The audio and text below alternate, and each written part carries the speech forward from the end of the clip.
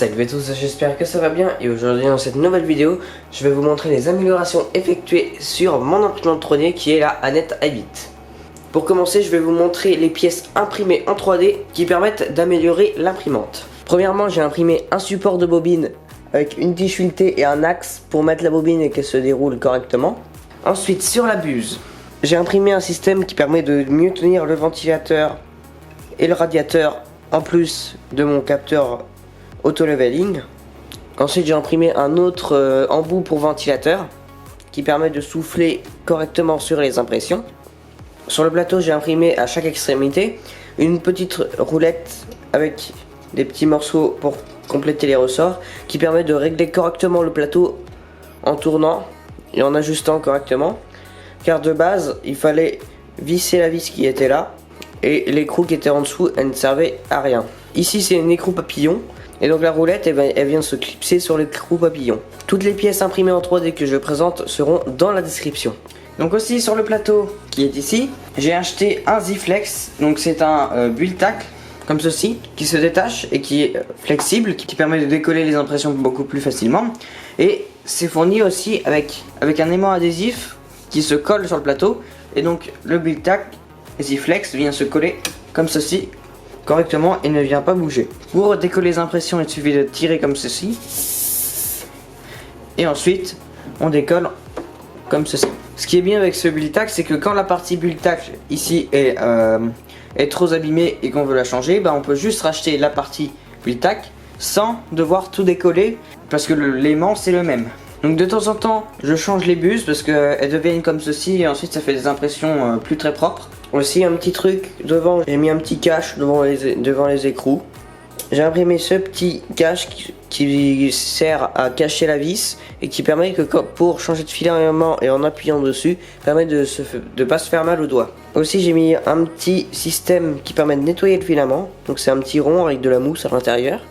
Et donc on fait passer le filament dedans, ce qui permet d'enlever les impuretés du filament et d'avoir des meilleures impressions. Sur le côté il y a un détecteur de filament.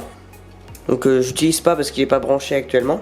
Mais dedans c'est juste un petit switch end stop et on fait passer le filament dedans.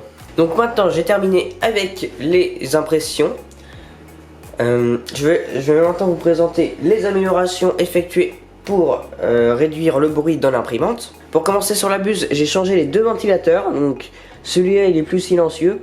Ce ventilateur sur le côté c'est un ventilateur ultra silencieux. Donc ici sur les tiges en métal ici et sur le côté ici, il y avait des roulements à billes comme ceci où ça passait et ça faisait énormément de bruit. Donc c'est pour ça que j'utilise actuellement des petits roulements Igus. Je vous mettrai le lien dans la description. Donc c'est un bout de plastique qui remplace le roulement. Donc ça fait beaucoup moins de bruit. Pour finir, il y a le gros caisson en bois que je viens de terminer avec une porte en plexiglas que je peux fermer. Ça permet de réduire le bruit de l'imprimante et aussi de garder les odeurs et de maintenir la température à l'intérieur du boîtier. Donc pour la partie électronique, donc j'ai changé pas mal de choses. Donc premièrement, j'avais montré tout à l'heure le capteur de plateau, donc qui permet de faire plusieurs points sur le plateau et de calibrer. Et donc si le plateau a une petite inclinaison, et les moteurs corrigent cette inclinaison.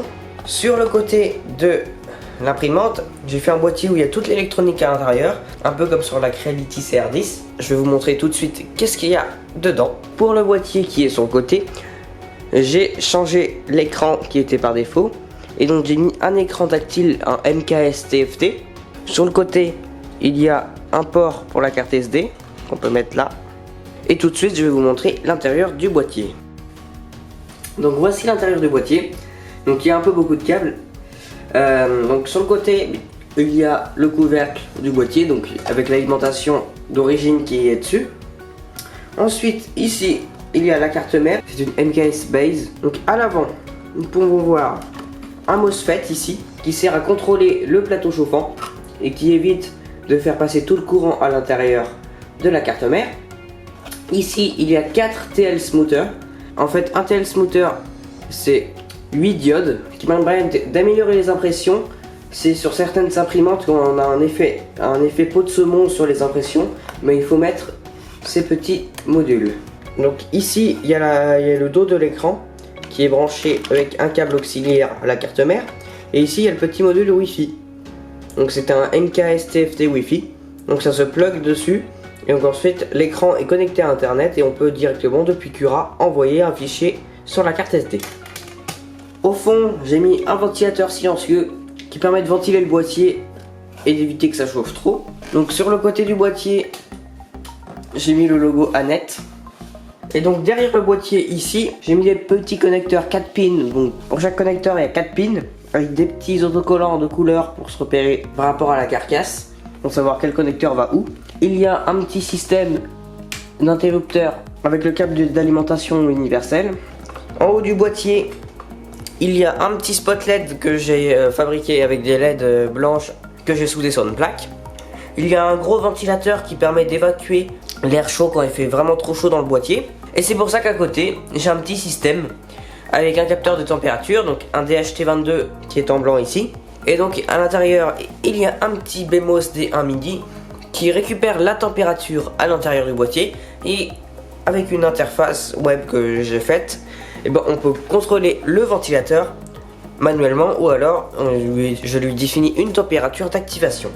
Pour terminer, j'ai utilisé les gaines qu'on trouve des fois dans les PC là, des gaines tressées. Donc bien sûr je mettrai le lien en description aussi.